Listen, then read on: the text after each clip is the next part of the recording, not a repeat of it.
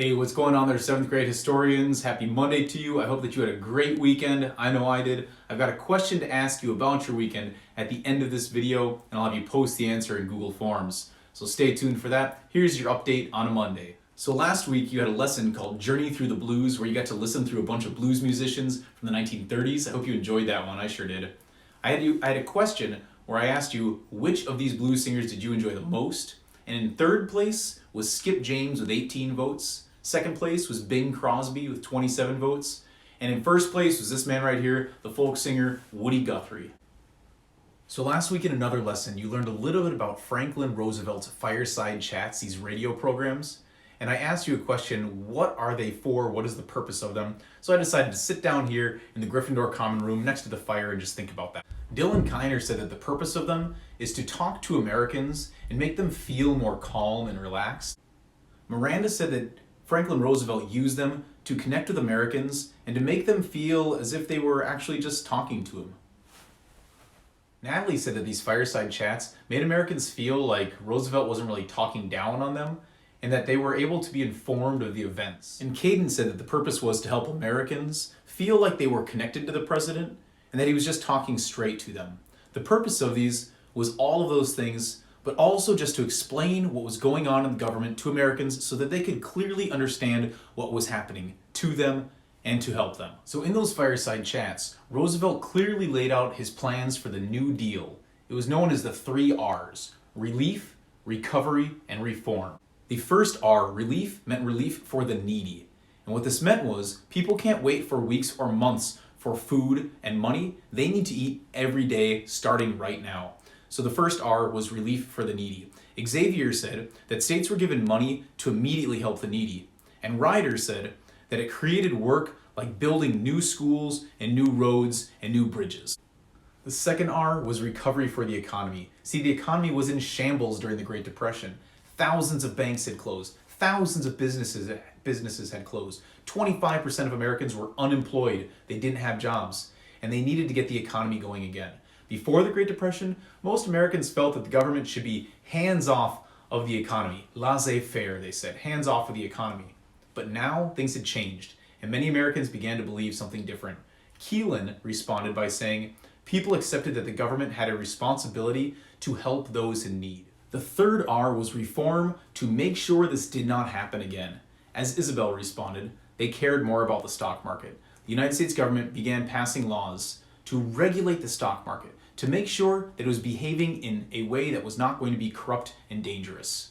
So they created the Securities and Exchange Commission, which was the SEC, which made sure that the stock market was regulated and controlled. Another way is through the Federal Deposit Insurance Corporation, the FDIC, which allows us to be safe and feel safe that when we put our money into the bank, it will be protected and that there is a guarantee. So there were multiple reforms put in place to make sure this didn't happen again.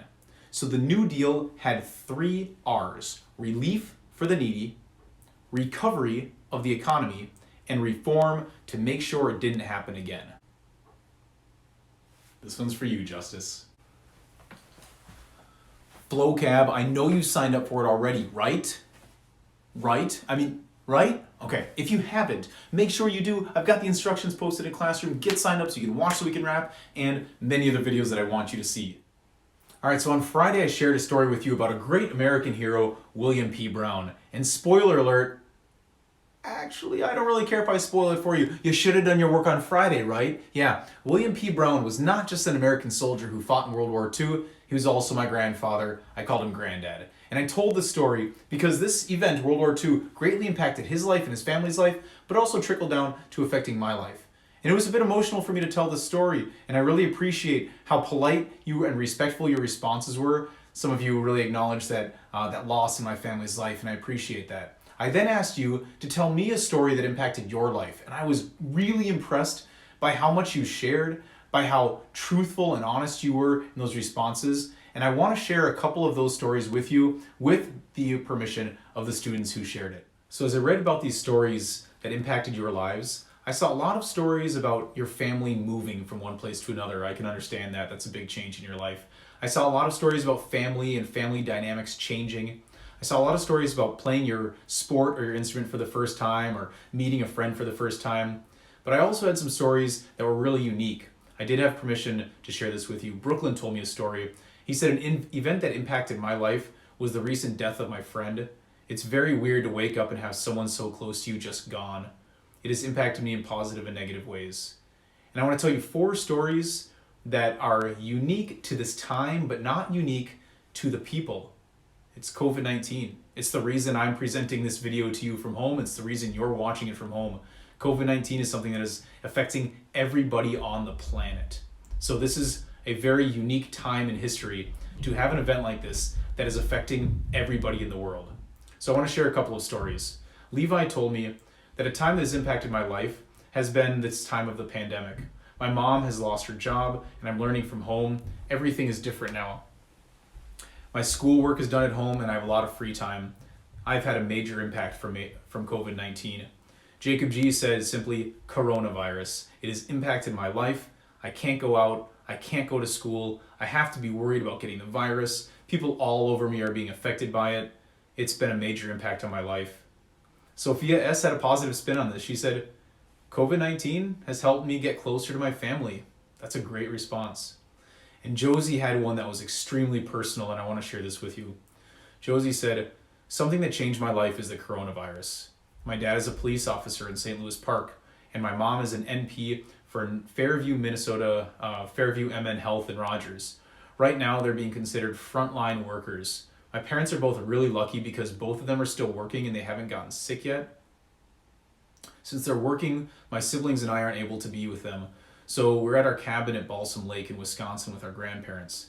We've been up here for almost 3 weeks now doing distance learning. I have a lot of mixed emotions about being up here, like how much I miss school, my friends, my family, and my parents, but I'm also grateful to have this time with my siblings and grandparents. Some days are better than others. Some are happy, some sad, some angry, but mostly happy and good. I miss my parents a lot, but at the end of the day, I know that it's for the best. That's how COVID-19 has changed my life forever.